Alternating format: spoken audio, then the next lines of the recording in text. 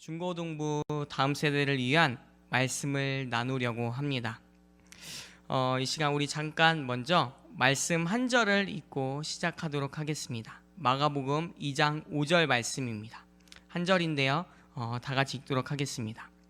예수께서 그들의 믿음을 보시고 중풍병자에게 이르시되 작은 자야 내 죄사함을 받았느니라 하시니. 아멘.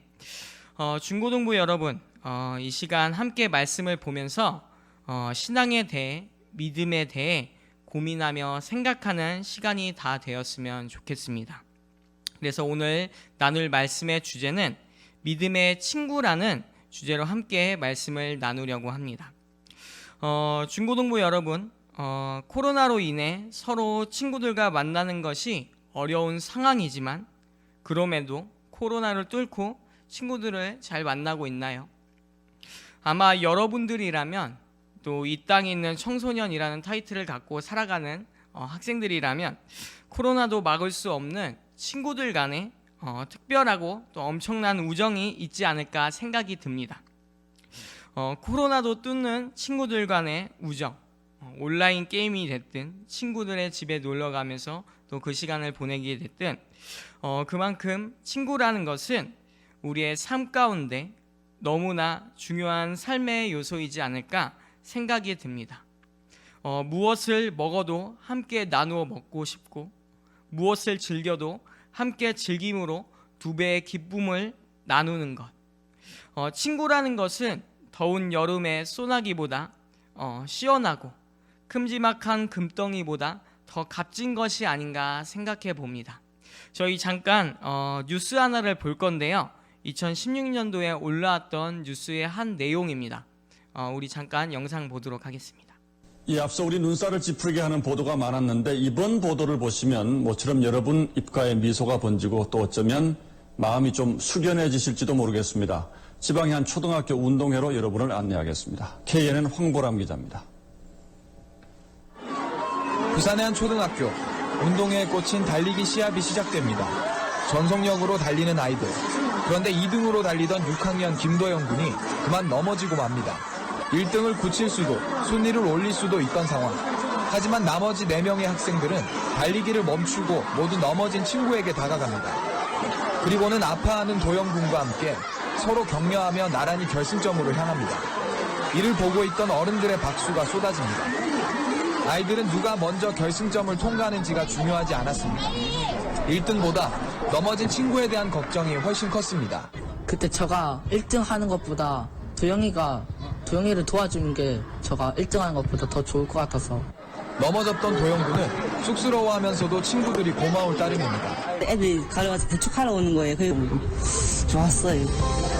고맙고. 친구를 먼저 생각하는 마음이 그려낸 작은 감동의 드라마. 치열한 경쟁 속에 남을 이겨야 한다고만 가르치는 어른들에게 가슴 따뜻한 배려의 소중함을 일깨워주는 순간이었습니다. KNN 황보람입니다. 네, 내용을 보면서 어땠나요? 여러분들의 이야기인가요?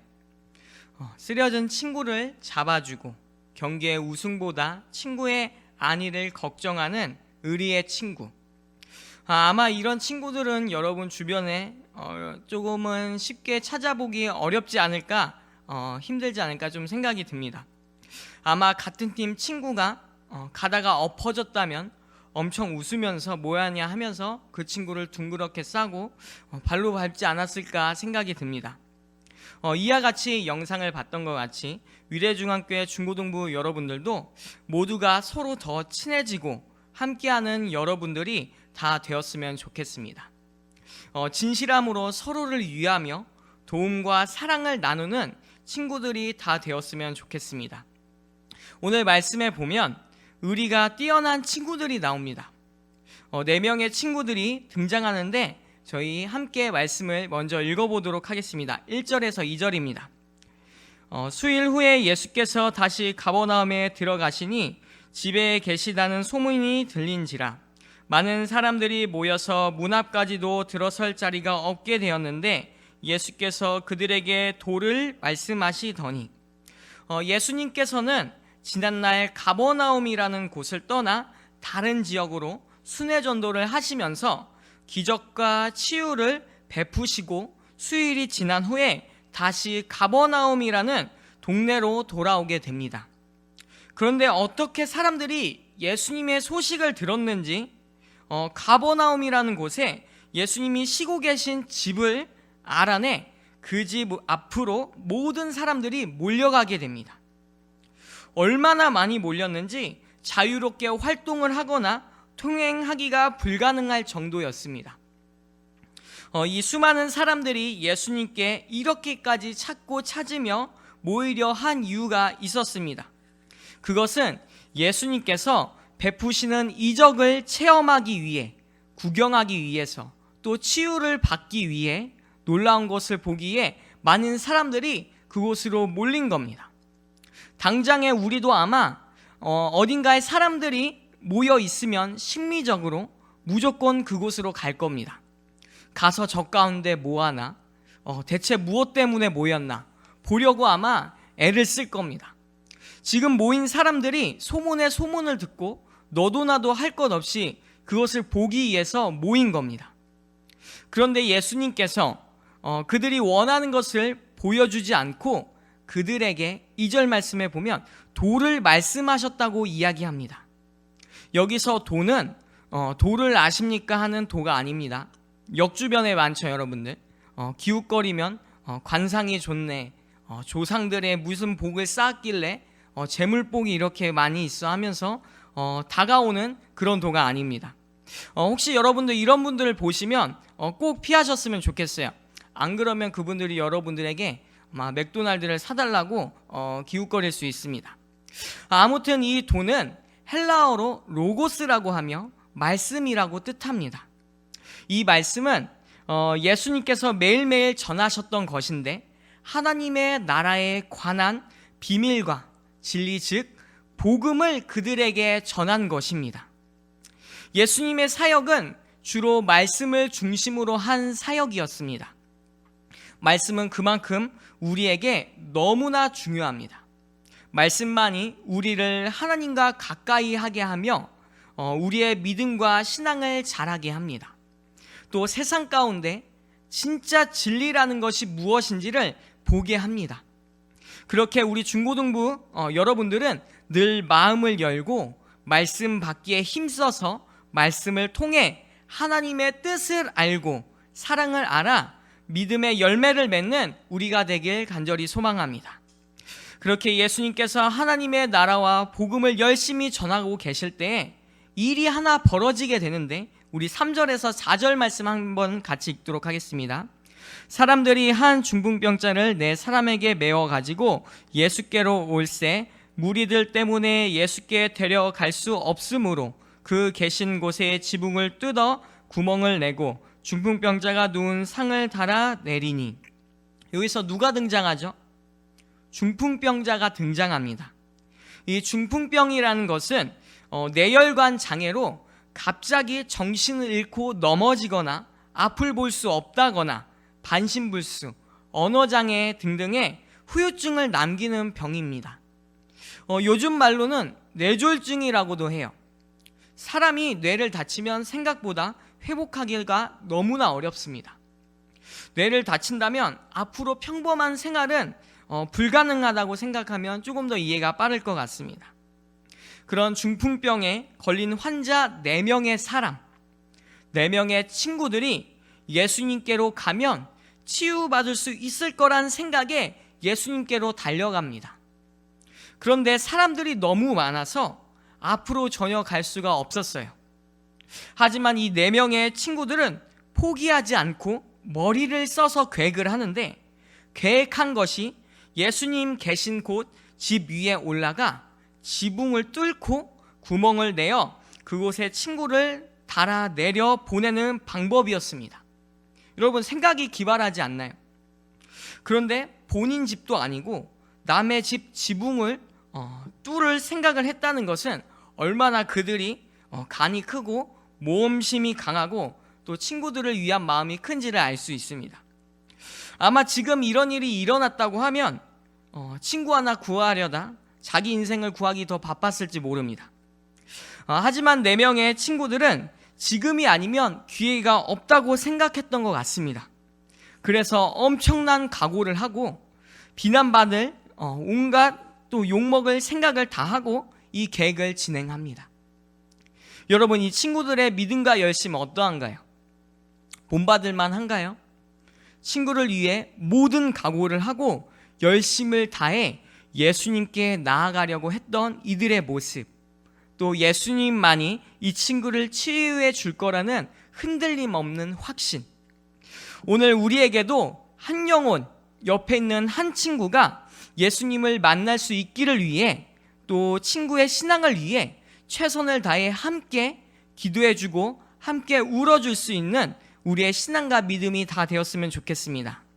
누구나 나누는 우정을 넘어 한 영혼을 바라보는 마음과 시선, 하나님이 우리를 바라보는 시선, 이 마음과 시선이 우리에게도 필요합니다.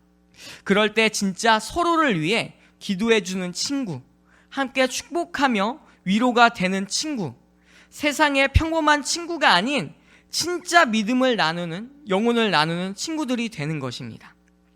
전도사님도 그런 친구가 되기에 늘 기도하며 살아가고 있습니다.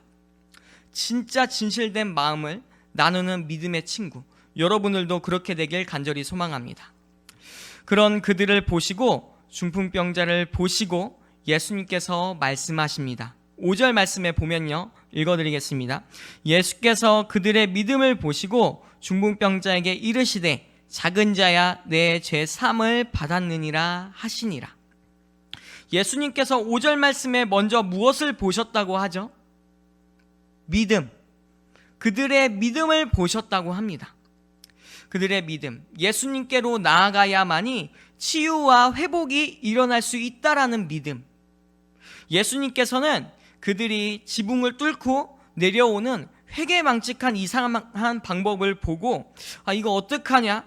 누가 물어줄래? 라고 물어보신 것이 아니라 그들의 중심과 믿음을 먼저 보셨다는 겁니다. 마가복음의 말씀에 다른 이야기 속에 보면요, 웬 혈류병에 걸린 여인이 나오는데 몸의 병을 고치기 위해 용기를 내 예수님의 옷을 몰래 만지는 사건이 나오기도 합니다. 또 마가복음의 다른 이야기들 속에 보면요, 바디메오라는 맹인이 또 나옵니다. 그는 평생 앞을 볼 수 없이 살았는데 예수님이라면 무조건 고쳐줄 거라는 확신이 있어 예수님이 지나갈 때 온 힘을 다해 예수님께 소리를 지르며 자신을 치유해달라고 외칩니다. 사람이 있으나 없으나 그것이 중요한 것이 아니었어요. 자신이 치유해줄 분이 오직 예수님 한 분이시라는 것을, 이 한 가지 믿음을 가지고 용기를 가지고 외친 겁니다. 그런데 그럴 때마다 예수님께서 하신 것은 그들에게 돈을 요구하거나 지식을 요구하지 않으셨습니다. 예수님께서는 오직 그들에게 믿음만을 보셨습니다. 그래서 예수님께서 그들에게 말씀하십니다. 네 믿음이 너를 구원하였다. 예수님께서 보시는 것은 단 한 가지 믿음. 세상의 그 어떤 것들보다 확신을 갖고 또 다른 것들의 시선을 뺏기지 않고 한 가지만 바라보며 앞으로 가는 이 믿음, 또 우리를 움직이게 하는 이 믿음, 오늘 이 믿음이 우리를 구원할 수 있으며 우리를 치유할 수 있습니다.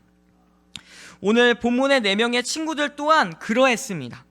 단 한 가지 확신, 예수님만이 구원자다. 그리고 그들의 믿음을 보시고 예수님께서 말씀하시죠. 작은 자야 내 죄사함을 받았느니라. 예수님의 치유는 육체를 치유하는 것뿐 아니라 우리의 영혼까지도 치유하시는 분이십니다. 그를 단면적으로 치유한 것이 아니라 그의 속까지도 치유하셔서 하나님 나라에 참여할 수 있도록 치유하신 것이에요. 우리는 이것을 기억해야 합니다. 예수님만이 우리의 모든 죄를 치유할 수 있으며 우리의 영혼까지도 씻을 수 있는 유일한 분이시라는 것을 우리는 분명히 기억해야 합니다. 다른 것은 없습니다. 비누와 샴푸로는 우리의 외적인 것을 깨끗하게 할 수 있지만 우리의 속, 내부, 마음의 죄, 또 영혼은 오직 예수님을 통해서만이 죄사함을 받고 깨끗게 할 수 있습니다. 계속해서 6절, 7절 말씀을 함께 읽어보도록 하겠습니다. 어떤 서기관들이 거기 앉아서 마음에 생각하기를 이 사람이 어찌 이렇게 말하는가? 신성 모독이로다. 오직 하나님 한 분 외에는 누가 능히 죄를 사하겠느냐? 하지만 예수님의 행하신 일들을 두 눈으로 보고도 의심하고 미워하는 사람들이 있었습니다. 그들은 예수님이 죄사함을 받았다라는 말에 그것은 하나님만 할 수 있는데 저 사람이 뭔 능력으로 죄를 사한다는 거야 하며 마음속으로 반발을 했습니다. 당시 죄사함을 받는다는 것은 쉬운 일이 아니었습니다. 율법에 나오는 것들대로 제사를 드려야 했고 철저한 준비를 해야 했습니다. 그런데 예수님께서 아주 간단하게 당연하다는 듯이 말 한마디로 죄사함을 받았다라 말씀하시는데 이것은 유대인들에게 말도 안 될 뿐더러 하나님을 욕한 것이라 생각했습니다. 예수님께서는 그런 그들의 마음을 이미 아시고 연이어서 말씀하시는데요. 우리 8절에서 12절 우리 한 번 더 한 목소리로 읽도록 하겠습니다. 그들이 속으로 이렇게 생각하는 줄을 예수께서 곧 중심에 아시고 이르시되 어찌하여 이것을 마음에 생각하느냐? 중풍병자에게 내 죄사함을 받았느니라 하는 말과 일어나 내 상을 가지고 걸어가라 하는 말 중에서 어느 것이 쉽겠느냐?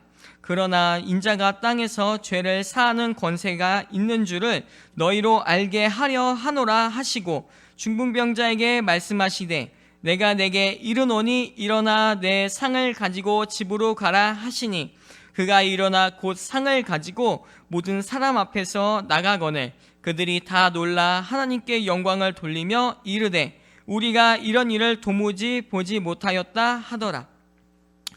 예수님이 중풍병자에게 내 죄사함을 받았느니라 하신 이유를 말씀해 주십니다. 그것은 예수님께서 사람의 몸으로 나타나셨지만 하나님의 아들이며 이 땅 가운데 오신 메시아이자 죄를 사하실 분이라는 것을 알리기 위함이었다고 말씀하십니다. 조금 더 쉽게 말하면 하나님만이 죄를 사할 수 있는데 그분이 바로 예수님이며 이 사실을 보여주기 위한 거라는 것을 보여준 것입니다. 여러분, 예수님은 어떤 분이죠? 기억하시나요? 예수님은 죄인된 우리를 구원하시기 위해 대속의 제물로 이 땅 가운데 오신 구원자이시며 또 중보자이시며 하나님께 나아갈 수 있는 유일한 길이십니다. 옛날에 율법의 모든 것을 지키고 준비해야 했지만 이제는 그러한 것이 아닌 예수님께로만 나아가면 하나님께로 나아갈 수 있고 또 죄사함을 받을 수 있는 은혜가 우리에게 주어진 것입니다. 우리가 이 사실을 믿고 나아갈 때 비로소 우리는 하나님 안에 거하게 되며 또 우리 안에 내면의 변화를 경험하게 됩니다. 하나님의 것을 더 궁금하게 되고 찾게 되며 말씀에 힘써 살아가려고 합니다. 또 나의 인생의 정확한 목표와 방향성, 학교 공부와 진로의 목적을 명확하게 알게 된다는 것입니다. 중고등부 여러분, 우리가 왜 공부를 해야 되고 내가 왜 이 학과를 가야 하며 이 학교를 준비하며 가야 하는지 그 이유에 대해서 궁금하지 않으세요? 또 정확한 이유를 알고 계십니까? 오늘 이 이유에 대해서 알고 싶다면 오늘 우리는 예수님의 사랑을 만나야 하며 예배 가운데로 나와 하나님의 음성과 말씀을 들어야 합니다. 하나님 앞에 나아가려는 용기와 믿음이 우리에게 필요합니다. 목적과 목표를 뚜렷하게 알고 가는 것, 내가 하는 것이 아닌 하나님의 인도하심과 부르심이 있다는 것을 우리 학생 여러분들은 반드시 기억해야 합니다.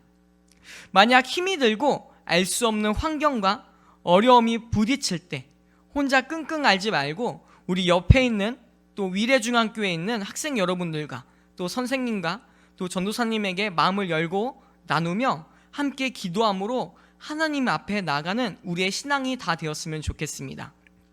우리가 그냥 주일에 한 번 만났다 끝나는 일주일에 단타로 만나는 우정과 관계가 아니라 온라인으로 실시간 예배 한 번 드리고 끝이 아니라 마음을 나누려고 또 하나님의 뜻을 따라 달려가기에 힘쓰는 또 믿음의 친구라는 것을 우리는 알고 함께 믿음을 다하여 예수님이 기뻐하며 웃으시는 그날을 향하여 하나님의 마음으로 한 뜻으로 나가는 우리 공동체가 되길 간절히 소망합니다. 저희 중고등부 톡방으로 매주 애니메이션 또 일러스트 또 찬양으로 또 여러 가지 묵상으로 여러분들에게 보내고 있는데 그 가운데 그냥 좀 넘기지 말고 또 함께 좀 읽으면서 또 묵상도 좀 했으면 좋겠습니다. 그리고 묵상한 것을 좀 나눠줬으면 좋겠어요. 그럼 전도사님과 선생님들이 함께 더 그것을 갖고 기도해 주도록 하겠습니다. 우리 함께 믿음의 친구로 나가는 우리 모두가 되었으면 좋겠습니다. 우리 이 시간 같이 말씀을 두고 기도할 텐데요.